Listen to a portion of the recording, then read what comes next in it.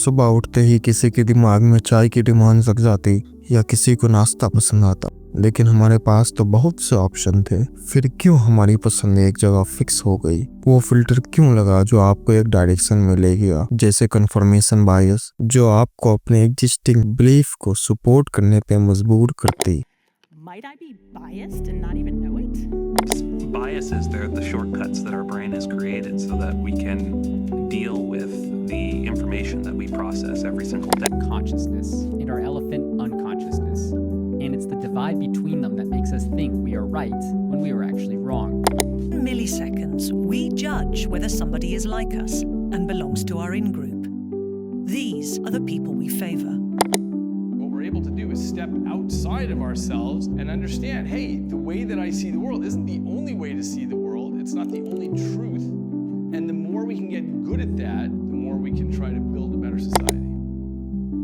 बायस एक mental shortcut है जो हमारा ब्रेन यूज करता किसी इंफॉर्मेशन को जल्दी प्रोसेस करने को, जो हमें किसी कॉम्प्लेक्स चीज पे जल्दी जज या एक्शन लेने को प्रेरित करता। लेकिन मॉडर्न लाइफ में ये शॉर्टकट हमें भटका देता और कोई भी काम में जल्दबाजी या दूसरे ग्रुप पर भेदभाव करना या अपने विचार से न मिलने वाले को बुरा समझना बायस सर्वाइवल के लिए इवॉल्व हुआ। मतलब जब हमारे पूर्वज चैलेंजिंग सिचुएशन में रहते थे तो उन्हें क्विक डिसीजन लेने पड़ते थे बिना एनालाइज किए हुए। इससे कॉग्निटिव शॉर्टकट स्टार्ट हुआ जिनसे आज हमें बायस मिलता है। ऐसी ट्राइबल इम्प्रिंटिंग के कारण अभी भी हमारा दिमाग ऑटोमेटिक एक ग्रुप क्रिएट करता जिससे हमारी सिमिलरिटीज मिलती, लेकिन इसका उल्टा हमारा दिमाग ऑटोमेटिक आउट ग्रुप क्रिएट कर लेता जिससे हम रिलेट नहीं कर पाते। हमारा दिमाग अभी भी वो पुरानी तकनीक इस्तेमाल करता जिससे हम इस दुनिया को दो अलग ग्रुप में डिवाइड करते, जो हमारी पूर्वजों की देन है। लेकिन दूसरी थ्योरी ये बताती है कि बायस असल में हमारे ब्रेन की लिमिटेशन और कैपेसिटी से आती है। हमारे ब्रेन में इतनी पावर नहीं कि हम हर इंफॉर्मेशन को एनालाइज करें, तो सिंप्लीफाई करने के लिए एजम्पशन यूज करते। लेकिन अभी के समय कौन से जन्मजात बायस हमारे दिमाग में बसी है? कंफर्मेशन बायस, जहां हम वो इन्फो सिलेक्ट करते जो हमारे बिलीफ को सपोर्ट करता। इन ग्रुप बायस, जहां हम अपने ग्रुप के लोगों को बेहतर समझते। और बहुत सारे बायस हैं जैसे हेलो इफेक्ट, बैंडवैगन इफेक्ट और बहुत सारे, जिसके एग्जाम्पल हैं कार्नेगी मेलन के एक्सपेरिमेंट के अनुसार 7 महीने के बच्चे भी देखभाल करने वाले का रेस बेस विजुअल बनाते हैं। ये विजुअल उनके आसपास के माहौल पर आधारित होता। ये दिखाता है कि कैसे बायस बचपन से ही शुरुआत हो जाता। ऐसी अर्ली एक्सपोजर का संबंध बाहरी लोगों के इनहेरिटेड डर से है। फिर वो बच्चा बड़े होने पर जिनोफोबिया अपनाता, जिसे अनजान लोग या कल्चर के प्रति डर न कहते।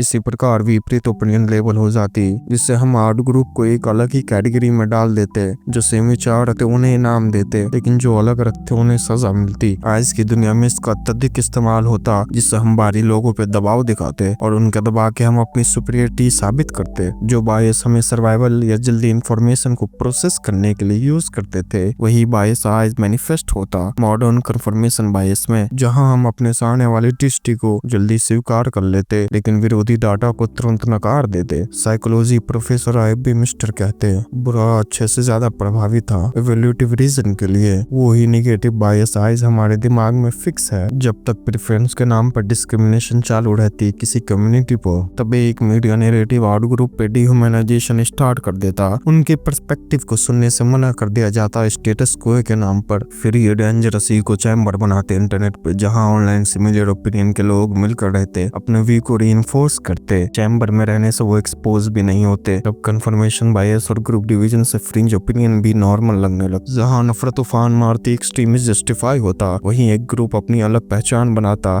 ऑनलाइन सिंबल और स्लोगन के जरिए अपने लोगों को दूसरे से अलग दिखाता। धीरे धीरे वो अपना अलग सामाजिक दायरा बनाता और बाहर के लोगों को कम निशान समझने लगता। लू चेन और उनके साथियों के रिसर्च के मुताबिक ऐसी एक तरफा सोच के कारण लोग दूसरों के लिए भावना और एहसास खो देते। इससे एक ग्रुप पर हिंसा करने का रास्ता खुल जाता, जैसे कि उनके साथ कुछ भी गलत करना सही हो। बहुत ज्यादा क्रूरता होती, नफरत से नहीं लेकिन समझौते से, जो शेयर होप्स और दया को अंधा बना देती। हमें सिर्फ इतिहास देखनी चाहिए जहां बड़े पैमाने पर नाइंसाफी हुई। ये सब हमारी जन्मजात बायस के कारण होता, लेकिन हकीकत कहानियों से ज्यादा डरावनी है। जैसे नाजी जर्मनी में एंटी-ज्यू प्रोपेगेंडा से लोगों के अंदर नफरत जगाई गई, पब्लिक के अंदर एक नेगेटिव सोच बनाई गई और धीरे धीरे लोगों ने सिस्टमेटिक भेदभाव और अत्याचार को देखना ही बंद कर दिया। या फिर 70 के दशक में जब लोग और सरकार ने क्लाइमेट चेंज रिसर्च को नजरअंदाज किया, या वो अनैतिक ड्रग ट्रायल गरीब और माइनॉरिटी समुदाय को धोखा देकर उन पर किए गए, जैसे Tuskegee syphilis experiment, Puerto Rico cancer experiment, Balkan genocide, होमेंजो जहां इंडिजीनियस लोगों को 1958 तक पिंजरे में बंद करके रखा एंटरटेनमेंट के नाम पर। इसी तरह रिलीजियस माइनॉरिटीज के खिलाफ आइस के एक्सट्रीमिस्ट, ये लिस्ट खत्म होने का नाम ही नहीं लेती। आइस भी सबसे डरावना जेनोसाइड मूवमेंट ये सभी चीजों से जन्म लेता। अगर वो किसी एक ग्रुप को पूरी तरह खत्म कर दे तो उनका सो कॉल्ड यूटोपियन सपना पूरा हो जाएगा। बायस एक तरफ से तबाही ला सकता, लेकिन कभी कभी जरूरी भी है, जैसे अपने बच्चे को दूसरे के बच्चों से बेहतर समझना। कई सदियों से दार्शनिक और मनोवैज्ञानिक ये चर्चा करते आए हैं कि बायस अच्छा है या बुरा, लेकिन रिसेंट रिसर्च कहता है कि बायस ना तो सही होता और ना ही काम का। हमारे अंदर एक छुपा हुआ वायरस है जिसे हम बायस कहते हैं। ये वायरस सुबह हमारे साथ उठता, हमारी सोच के साथ खेलता और धीरे धीरे हमें अपनी कैद में ले लेता। ये हमारी सोच को इतना उल्टा पुल्टा कर देता कि हम गलत को सही और सही को गलत समझने लगते।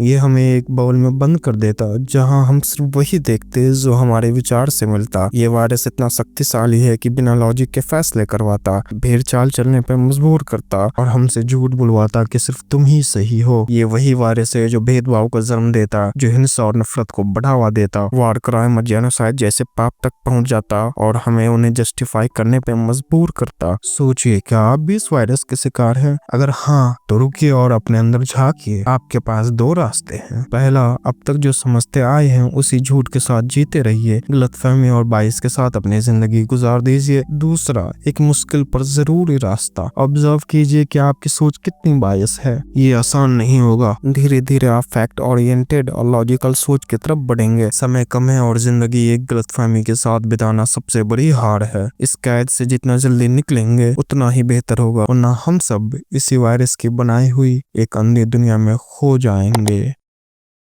मन है करता मारूं खुद को, मन तो मन के वश मेरे, दो मन की ये सारी इच्छा एक बकैती करता है जो सारे मन को लगता सच्चा।